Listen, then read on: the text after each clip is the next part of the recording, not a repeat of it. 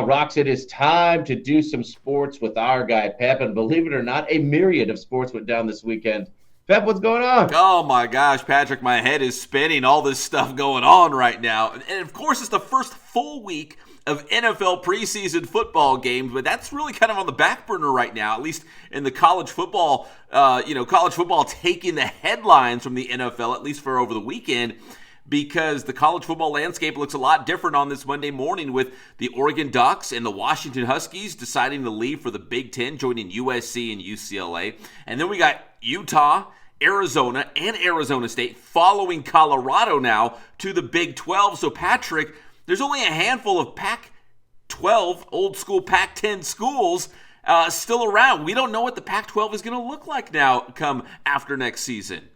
And my school is one of them that is an ankle biter, if you will. It's kind of like Washington State and Oregon State. What's going to happen? Are we going to combine with the Mountain West? Who knows what's going to happen? It sounds lame to say this because all my UW friends, University of Washington friends, would give me crap, but I wish we could go with UW because if we lose the Apple Cup, that's a huge thing for us. So, I mean, we're hoping that that game can somehow continue. It has almost 100 years of history. It's hard to throw that away for a Seattle kid. Yeah, I think that's what they're going. It's up to the schools, really, the institutions. That's what they're going to have to do. Is if all these schools go to their own conferences, how do you keep those local regional rivalries still alive? Like you said, like even Oregon against Oregon State, like that's a big rivalry up in the state of Oregon. Like you got to keep those things alive if they're going to end up in different conferences where they're not forced to play each other each and every year. But we don't know Stanford and Cal. We don't know what they're going to do. Oregon State, Washington State, are they going to hold it down and create a new Pac-10 or Pac-12 conference on the West Coast? We have no idea. Things are rapidly evolving like day by day. So I am very curious to see what this is going to look like going forward now here on the West Coast. Super conferences, here we come. Yeah, really. And I think the Big Ten, maybe they'll have like a Pacific division. Maybe they'll call it the Pac-10. I don't know. But I think like everything's on the table right now because this is changing so quickly. They don't have a full grasp of what this is going to look like in the future.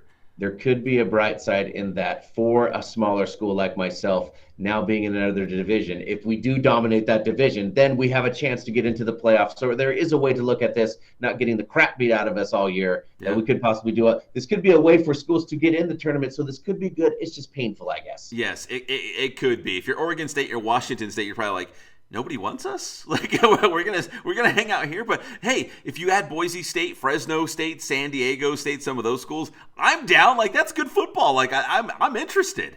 Like when I was a kid, let's go back to the Pac-10, baby. Yeah, it could be. It could be a Pac-10, just a bunch of different schools, right, from the original Pac-10.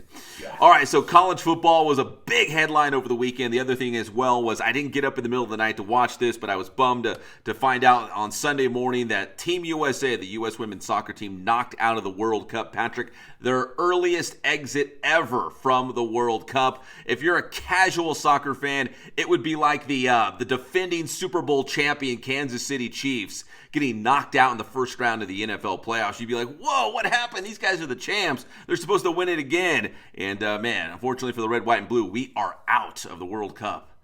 It didn't happen. And, I mean, unfortunately for, like, Rapinoe and a couple other players, there were some key shots that were missed, something that she normally doesn't do. She did. No, I mean, we have been so dominant. We've been used to dominating women's soccer that we expect, right, to advance out of the first round. We expect the star players to make big plays in those big moments, and it just did not happen. And they kind of just trudged through the pool play. We're like, oh, man, this is not a good sign. And unfortunately, against Sweden, it kind of all fell apart in the first round of the knockout stage. So the U.S. out of the Women's World Cup. Hey, I hate to be a Debbie Downer. I hate to keep bringing you guys down on a Monday morning, but if you're an Angels fan, you know, you make this push right at the trade deadline to get people excited about what the Angels might do down the home stretch. But now they have lost 6 straight games, Patrick. They are 7 games behind the Toronto Blue Jays for that final wild card spot. And they've got several teams they would have to leapfrog just to get to that final wild card spot, including your Seattle Mariners. So, man, it is not looking good right now for the Halos.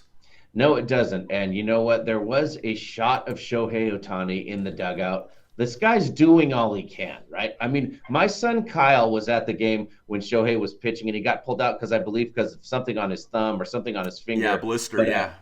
he pitched like 5 innings. He hit a home run. They did end up losing, but there was a shot of Otani where it was almost like, not that he was crying like a little kid, but there was almost a realization of like, damn, I mean, I'm doing everything I can do, and we just don't win. It was a Yeah. look of realization like, I'm locked in on this, aren't I?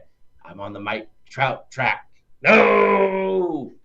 Man, you know what? There's this funny meme on social media. It's like Angel fans, get excited, reality sets in, disappointed, and then it just circles around again. Get excited, reality sinks in, disappointed. Like it's like there was that 2 weeks where Angel fans were like, "Hey, we're winning some ball games. We're over 500. We made some minor moves, but nonetheless at the trade deadline to get some guys in. Shohei Otani was not traded, and then all of a sudden, lose 2 straight series, and they're starting to fade, and they've got several teams in front of them." Blocking them from the wild card spot, that final one. So it just does not look good right now. The Angels would need to get hot, and also they need some help, man. They would need the Yankees, the Red Sox, and your Mariners to all kind of cool off here, and I don't see that all happening here in the last couple of months. So, man, it's not a good sign. Baseball is weird. We'll have to wait to see what happens. Yes. And credit to the Angel fans. And my son Kyle said the place was packed, like at least 35 plus thousand. So fans are showing up. SoCal fans have to take a lot of crap about not showing up, and they did. So I think that's cool. Stick with them. Baseball's weird. You know how it is. Yeah. Yeah, and I'm glass half full kind of guy, so I'm like, well, there's a chance. It's only 7 games behind the wild card spot, so I get it. I get all that. Other big news over the weekend: the Lakers extending Anthony Davis for 3 more years, $186 million for a guy who has missed he's played half the games. He's missed half the games the last couple of seasons because he's always hurt. At least for me, that was kind of a surprising move, Patrick.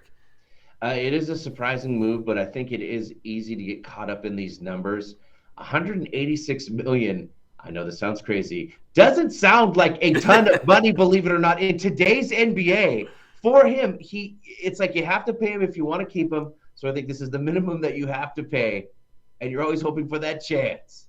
Will he stay in uniform and not be street clothes Davis? Yeah, no, that's the thing, man. That's a lot of money to roll the dice and be like, we don't know if this guy's going to be a factor for us because he's not healthy. But, the 3-year extension, it makes me think, did he have some private conversation with LeBron? Did LeBron say, hey, I'm going to play 3 more years, stick with me for 3 more years, and let's see what happens? Like, that's what my mind was starting to think. Because remember, the Lakers, they got hot at the end. They actually looked good in the playoffs. So maybe they do have something, and LeBron convinced them, 3 more years, give me 3 years. Let's see what we can do here. And of course, $186 million doesn't hurt either. But yeah, he's going to be a Laker for 3 more seasons. A steal, I tell you, a steal. What a deal, man. Anthony Davis, AD. And finally here, man, the big boxing match over the weekend. Jake Paul, the former YouTuber, right? The YouTube star taking on Nate Diaz. And it was, Jake Paul, the unanimous decision, and he was the clear-cut winner, Patrick. He knocked Nate Diaz down. He gets the win, and now as soon as the boxing match was over, they're talking rematch, but this time MMA style. So these guys are going to get paid all over again, it looks like. Is there any element, and I hate to do this, but does it feel fake and orchestrated to you a little bit?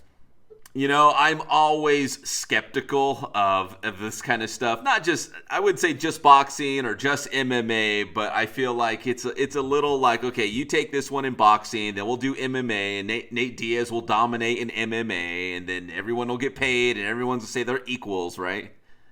I mean, because to me, when they showed Jake Paul before that fight, he looked like a kid who was about to go out on the town. He looked like he knew him and Nate Diaz were about to make $50 million apiece, and he was laughing about it.